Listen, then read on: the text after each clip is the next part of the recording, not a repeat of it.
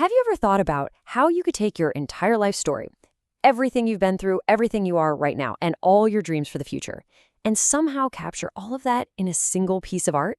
I mean, that sounds like a massive challenge, right? Well, today we're going to break down exactly how to do it step by step. Let's dive in. And this is our destination. Just take a look at these amazing finished artworks. They're layered, they're textured, and they're just packed with personal stories. Each one is basically a visual autobiography. And believe me, by the end of this, you'll understand every single step that went into making them. So here's the main idea, right? The goal isn't just to make something that looks cool, though that's part of it. It's really about telling your story. It's about mixing all sorts of different materials, paper, pencil, paint, even metal, to express who you were, who you are today, and who you're hoping to become. All right, let's kick things off at the very beginning. Before we can even start building our story, we have to figure out what it's all about. This first part is all about exploring your identity. You know, every great project starts with gathering your ideas. And in art, that means doing a little research. So before you even think about picking up a pencil, the first step is to collect your ingredients.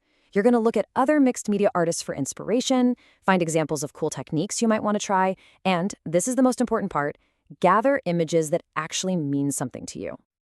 Okay, so you've got all your ingredients, now it's time to write the recipe. Or, in our case, it's time to create the blueprint for your artistic story. This is the design phase, and it's super important. And here is the million-dollar question, right? You've got symbols for your childhood, your hobbies, your dream job. I mean, how do you put a soccer ball, a musical note, and a skyscraper in the same picture without it just looking like a total random mess? Well, the answer is one simple word: composition. Think of it like the grammar for your visual language. It's the set of rules that helps you organize all your separate ideas into one powerful, coherent statement that people can actually look at and understand.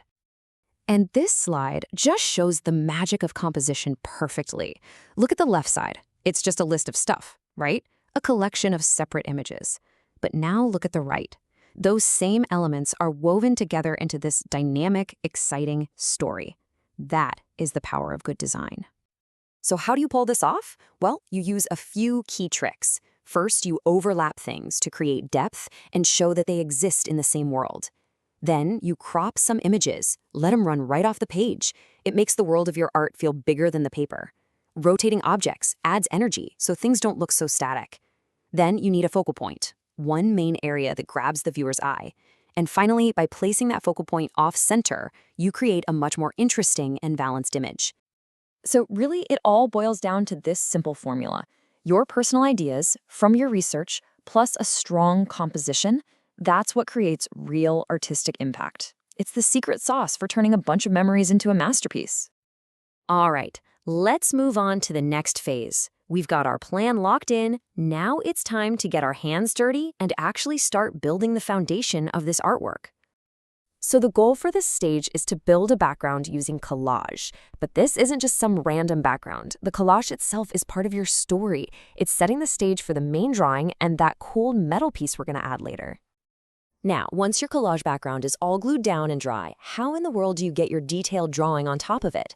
Well, the secret is this awesome little tool, carbon copy paper. You just lay it down between your sketch and your collage, trace over your lines, and boom, it transfers your design perfectly onto that textured surface. So simple, but so effective.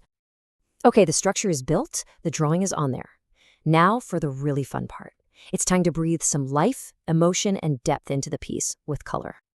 The big goal here isn't just coloring inside the lines. No way. We're trying to create the illusion of 3D. We want to use our colors and shading to make that flat piece of paper pop and look like it has real form and depth. We want to pull the viewer right into the picture. And here's a super simple 4-step way to do it. First, outline your shape. Second, color the inside, but do it really lightly, just a nice even base coat. Third, you're going to take a darker color and blend it from the edges inward. That creates the shadow. And finally, the magic touch. Take an eraser and gently lift out a bright highlight right in the center. It's that contrast, the shadow and the highlight, that really makes it pop. Our artwork is almost there. It has layers, it has a drawing, it has color. Now it's time for that final show-stopping element that adds a totally new texture and a really professional finish: metal. So to work with this metal, we use two techniques that are basically opposites. Chasing is when you press your tool into the front of the metal to make indented lines. Rapusa is when you flip the metal over and push from the back to create raised areas.